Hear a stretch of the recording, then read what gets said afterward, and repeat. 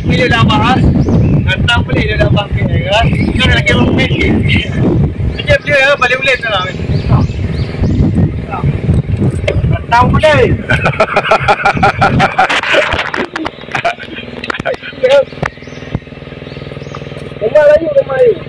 Pemasangan pipa beserta dengan ren ya, politank untuk mengalirkan air dari kolam dekat sungai ke atas bukit.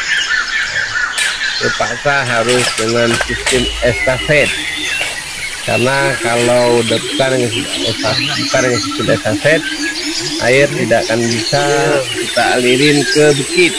Jadi ini apalagi musim kemarau sekarang, perlu sekali air, kebutuhan air yang sangat besar karena untuk kepentingan tanaman.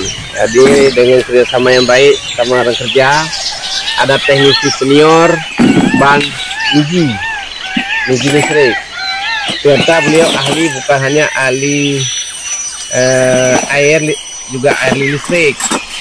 Ada Bang Fe, pakar tebang menebang ya.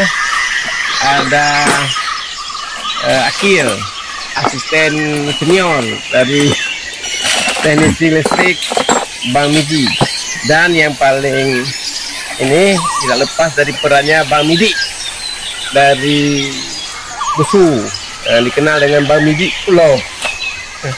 Kalau ini Bang Fe ya? Ini Bang Fe, Ritasi ya?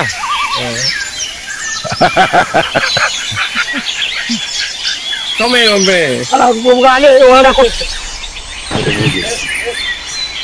Kita tarikan dalam nyebut album lagi.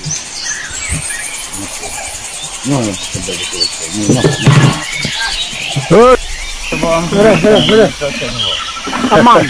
Aman Bang Fe ya? Aman. Nyok terakhir lah, ini parang. Ya, tidak lagi. Dipasiin. Parang kenapa hilang itu kira? Ini. Sampai dua. Nah, nanti aja.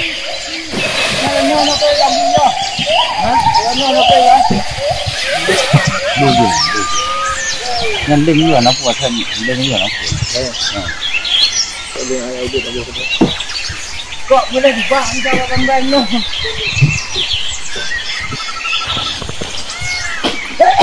Kan kau Bang? Baik bukan awatan. Hah?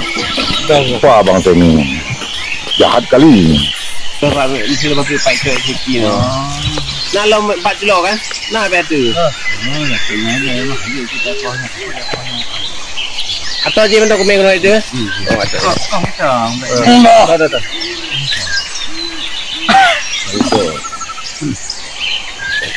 Rapikan lah betul.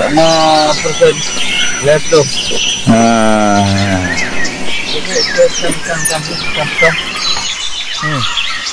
Yang betul benda. Ini aja. Hah? Jua. Penolong sampai ha? Menjeraman. Pintu leh. Hah? Yang ada rawan aku. Dah kena.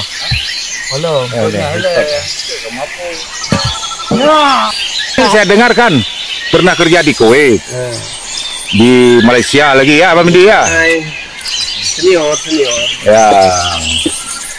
Di Malaysia di mana kerja Abang Midi? Petronas ya.